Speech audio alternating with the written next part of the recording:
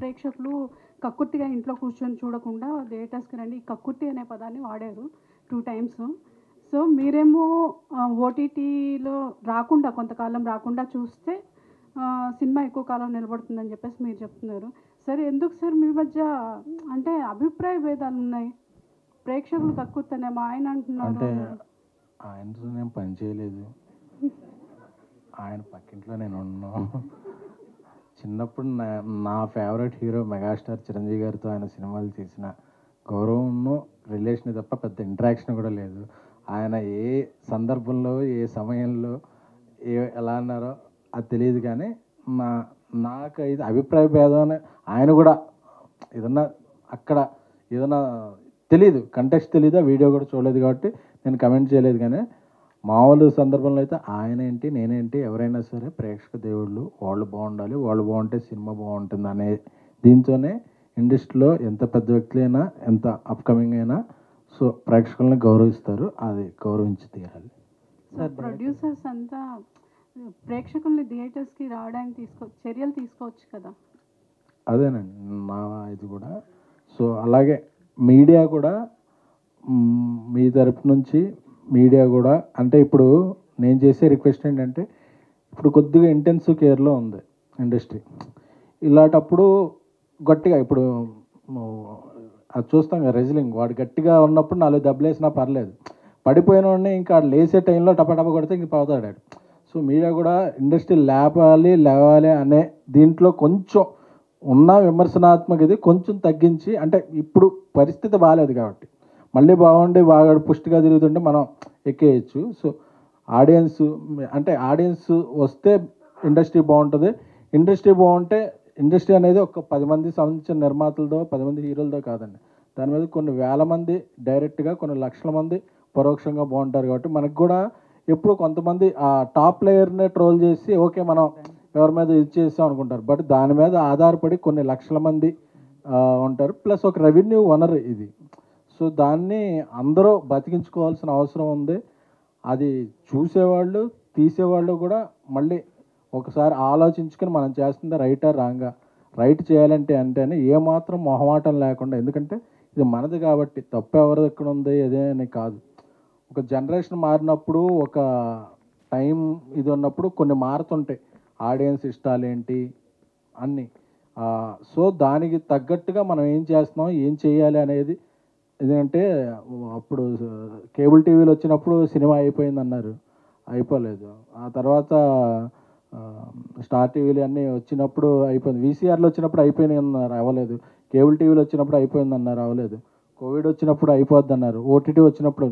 ఎప్పుడు అన్నిటినీ చూసి తట్టుకుంది సినిమా. ఎందుకంటే సినిమా ఇండస్ట్రీ అంతా సంఘటితంగా ఉండి వాళ్ళు చేసిన కృషి, సినిమా మీద ఆడియన్స్ చూపించే ఇష్టం. ఎందుకంటే ఇప్పటికీ cinema is cheapest dearest and nearest entertainment to audience. ఎందుకంటే ఒక అమ్మాయిని కొత్తగా లవర్ని గర్ల్ ఫ్రెండ్ని సినిమా ఎక్కడికన్నా తీసుకెళ్ళాలంటే మనకు ఫస్ట్ సినిమాకి వెళ్దామా అడగాలనిపిస్తుంది.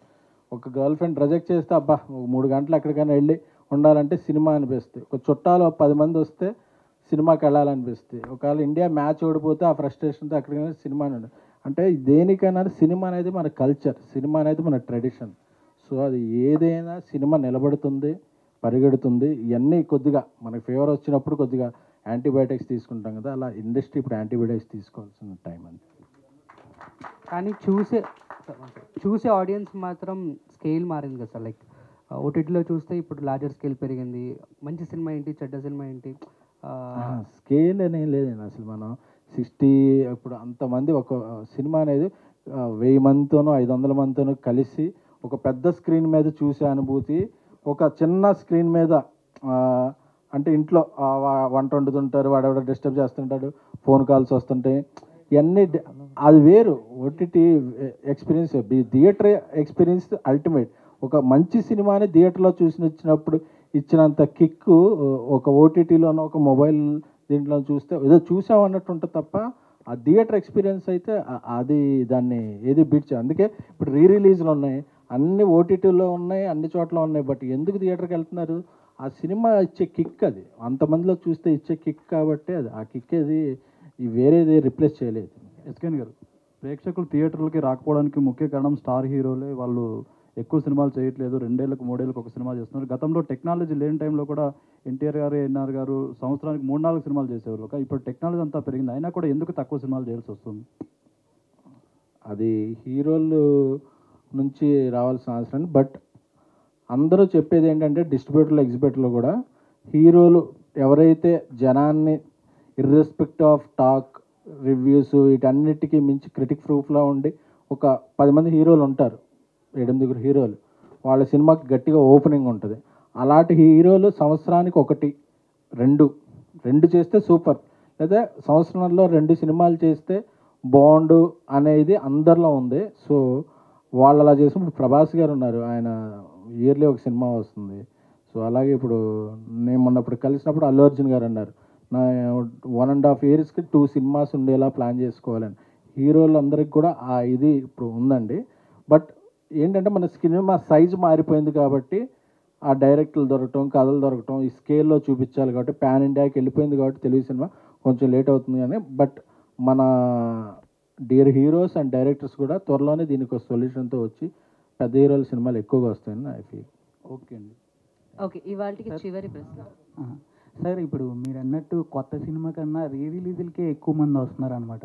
అంటే ఇప్పుడు కొత్త సినిమాకి రీ రిలీజ్కి డిఫరెన్స్ ఏంటి అంటే ఏం చెప్తారు? అంటే కొత్తది రీ రిలీజ్ అనేది కిక్ ఏది వస్తుంటే దానికి వెళ్ళిపోతాను. నాకు ఈ థియేటర్లో నేను అరిచి కాల్ చేసి ఉంటాను, ఈ సినిమాలో పాటలు బాగుంటాయి, ఈ సినిమాలో ఇది బాగుంటుంది అంటే ఏ సినిమాకైనా వచ్చేస్తారు. రిలీజ్ ఏంటంటే మనం ఆల్రెడీ ఎక్కడో వింటేజ్ ఫీలింగ్ ఉంటుంది కదా, ఈ దీనికి నేను చిన్నప్పుడు ఎలా అరిచారా, ఎలా గొడవ చేశాడా, ఆ ఫీలింగ్స్ మళ్ళీ చేసుకుంటాకి అది వెళ్తుంటారు. అలాంటి మూమెంట్స్ ఇవి వచ్చే కొత్త సినిమాలో ఉన్నట్టు ఎందుకంటే కొత్త సినిమాలు కూడా ఈ మధ్య చాలా సినిమాలు మంచిగా ఆడినాయి కదా. సో అది కొత్తది పాతదని కాదు, థియేటర్ ఎక్స్పీరియన్స్ ఇస్తుంది అని ఏ సినిమాని నమ్మినా ఆడియన్స్ ముందే ఉంటారు. ఓకే సార్, ఇప్పుడు మీరు ఇందాక చెప్పేటట్టు అంటే అమ్మాయిలకే ఓన్లీ యాక్టర్స్ తీసుకుంటామని చెప్పారు కదా, అంటే అబ్బాయిలు ఏం చేశారు సార్? ఎందుకు? అదే మీరు అర్థమైంది నాని, ఆయన ఆడిషన్ తీసుకోండి, ఈరోజు మన ఎలా జరుగుతుంది కదా, మీరు ఇవ్వండి audition. Okay, thank you sir. So